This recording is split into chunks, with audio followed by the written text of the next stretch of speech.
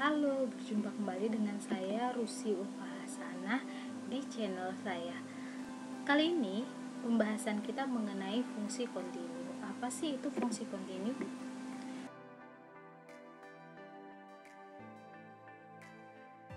Sebelum membahas lebih lanjut, ada baiknya kita memahami visualisasi atau bentuk geometris dari fungsi kontinu.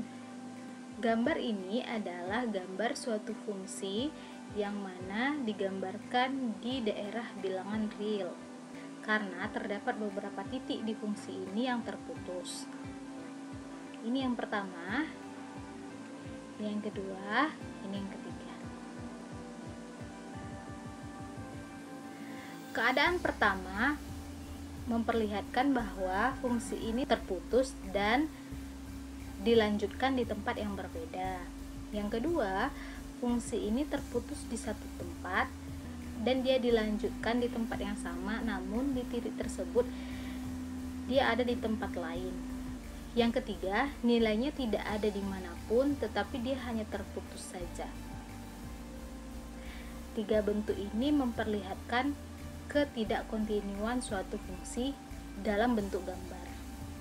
Fungsi ini dikatakan kontinu apabila intervalnya kita batasi. Contohnya, kita batasi intervalnya dari A sampai X1, maka ini dikatakan kontinu karena fungsinya tidak pernah putus. Sudah paham ya? Kita lanjutkan ke pembahasan berikutnya. Ini merupakan definisi fungsi kontinu. Bunyi dari definisi tersebut adalah dimisalkan terdapat himpunan A yang mana dia merupakan himpunan bagian dari bilangan real.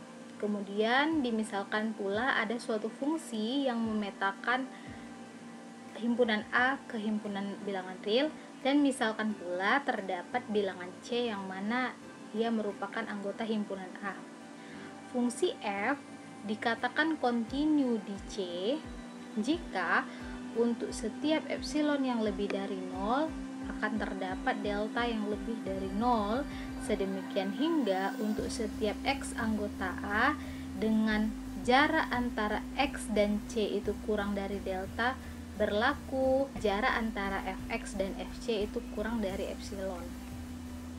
Apabila kita bandingkan definisi ini dengan definisi limit, ternyata ia serupa.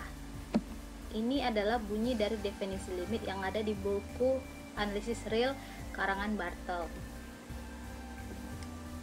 Perbedaannya di definisi limit yang di sini tuh L, sedangkan di definisi fungsi kontinu ini Fc. Dengan begitu, inti dari definisi ini adalah limit fungsi f di titik C itu ada. Fungsi-fungsi lain yang tidak kontinu diistilahkan dengan fungsi diskontinu.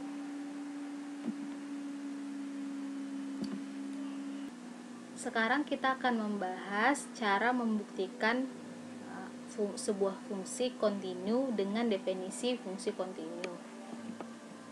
Nah, fungsi yang kita punya adalah fx sama dengan akar x. Kita akan menunjukkan ini kontinu di bilangan real. Tetapi kita harus pahami bahwa fungsi ini dia kontinu di interval ini atau X lebih dari atau sama dengan 0. Kenapa? Karena kalau X kurang dari 0, maka akar X itu tidak terdefinisi di bilangan real. Sehingga pembahasannya akan berbeda, nanti akan masuk ke ranah imajiner. Maka memang khusus untuk fungsi ini dibatasi daerah asalnya adalah X lebih dari atau sama dengan 0. Untuk membuktikan fungsi ini kontinu sesuai dengan definisi limit, maka harus ada 4 hal yang harus kita perhatikan. Yang pertama, epsilon lebih dari 0, dan kita harus memilih delta. Sehingga untuk setiap jarak X dan C yang kurang dari delta akan memperlihatkan bahwa hasil dari jarak Fx dan Fc nya pasti kurang dari epsilon. Tujuan akhir kita adalah ini. kita mau memperlihatkan ini dengan delta yang kita pilih. Karena pemilihan delta kita ada berbagai macam, maka harus kita buat coretan dulu sebelum membuat pembuktiannya, agar kita dapat menentukan delta yang akan kita pilih. Tetapi sebelumnya, untuk fungsi ini pembuktiannya akan dibagi menjadi dua, yaitu untuk x-nya yang sama dengan 0 dan x-nya yang lebih dari 0. Maaf ya, ini lebih dari 0. Nah, berarti untuk yang pertama, untuk x-nya sama dengan 0, maka kita harus tahu bahwa c kita pasti 0. Tidak ada pemilihan c lain. Sehingga untuk setiap epsilon lebih dari 0, kita akan pilih delta. Kita ini yang akan kita pilih ya. Pilih delta yang mana jarak antara x dan c itu kurang dari delta, yang menyebabkan jarak antara fx dan fc nya itu kurang dari epsilon. Karena kita sudah tahu c kita dan fungsi kita sudah ada, maka ini boleh diubah terlebih dahulu agar mempermudah kita. Maka ini jadi x dikurang 0 kurang dari delta. Ini akan kita perlihatkan bahwa akar x kurang akar 0 itu kurang dari epsilon. Nah, untuk ini sendiri kita tahu ini bahwa adalah akar x kurang dari delta. Untuk membuktikan ini, jadi yang harus kita buktikan adalah ini ya. Nah, maka untuk membuktikannya kita akan memulai pembuktiannya dari sini. Jadi mutlak akar x kurang akar 0 itu kan sama dengan mutlak akar x ya. Kemudian karena ini pasti bilangan positif ya, akar dari bilangan real yang positif kan hasilnya positif, maka mutlaknya boleh kita hilangkan, berarti jadi akar x. Dan ini pun juga karena x itu adalah bilangan positif, maka x nya kurang dari delta, sehingga akar x itu pasti kurang dari akar delta. Nah, ternyata bentuk ini tadi ya itu sudah kita dapatkan, yaitu diperlihatkan ini ya kurang ini epsilonnya ya, sehingga epsilon kita itu sama dengan akar delta. Nah, kalau epsilon kita sama dengan akar delta, berarti delta kita sama dengan epsilon kuadrat. Nah, jadi inilah delta yang kita pilih. Sehingga pada pembuktian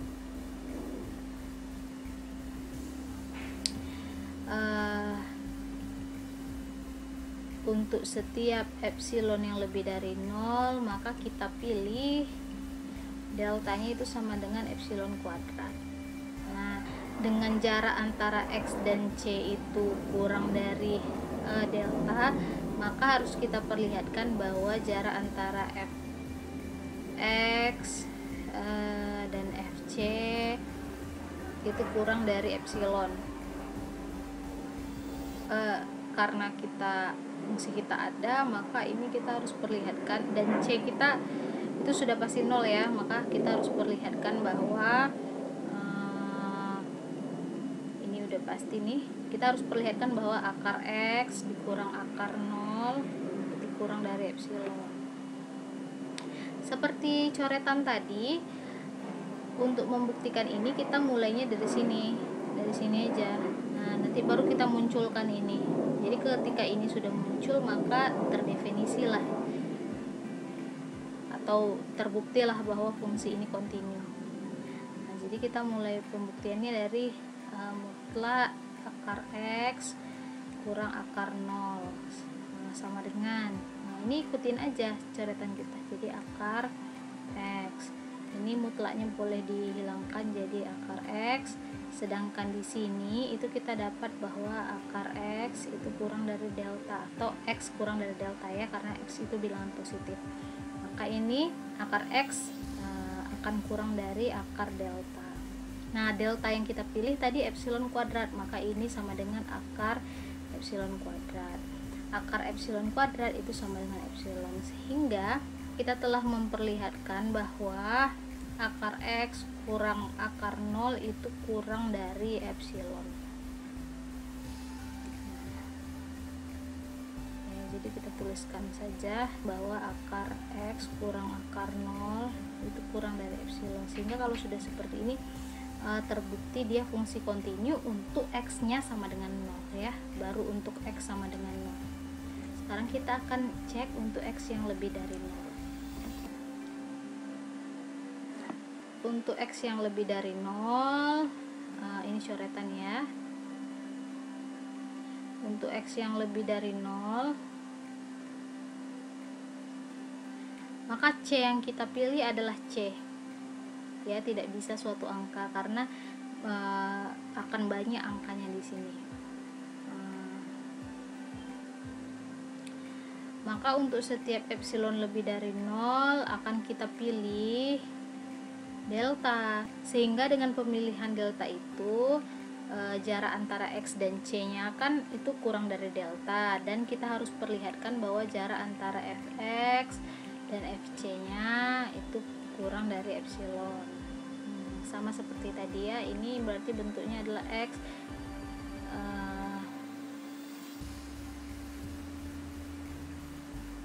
X dikurang C. Nah, kenapa C tidak dia ganti angka? Karena C kita ya ini tadi terdapat banyak kemungkinan C, ini kurang dari delta, akan kita perlihatkan bahwa akar X dikurang akar C itu kurang dari epsilon. Nah, ini yang mau kita perlihatkan. Sehingga untuk memperlihatkan ini kita mulainya dari sini nih, coretannya. Akar X kurang akar C. Nah, untuk memunculkan tanda kurang dari epsilon ini ya, untuk memunculkan tanda kurang dari ini, maka kita menggunakan ini nih nanti.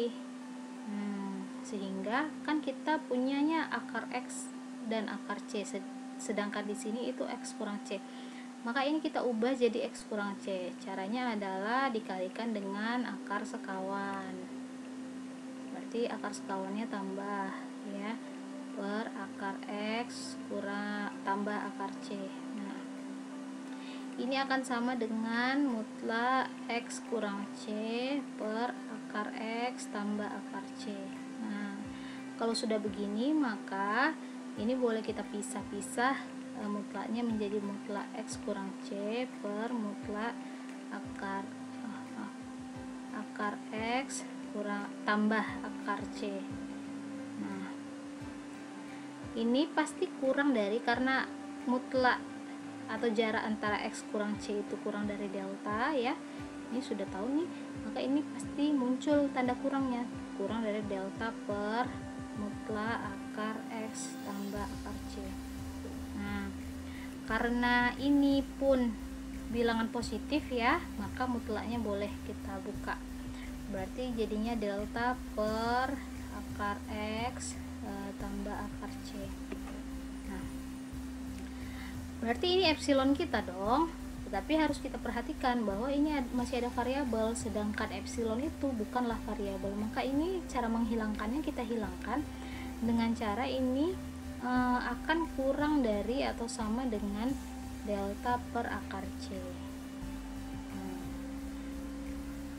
Jadi kalau sudah seperti ini sudah tidak ada variabel lagi, karena C itu merupakan suatu angka, tidak ada variabel lagi, maka ini boleh kita misalkan, ini boleh kita jadikan sebagai epsilon, sehingga epsilon kita itu sama dengan delta per akar C. Kalau ini epsilon kita, maka delta yang kita pilih adalah epsilon akar C. Kalau sudah dapat pemilihan delta kita boleh menuliskan pembuktian.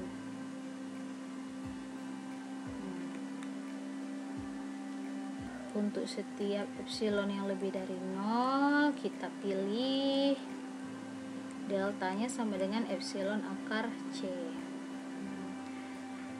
sehingga jarak antara X dan C itu yang kurang dari delta akan menghasilkan jarak antara Fx dan Fc nya itu kurang dari epsilon.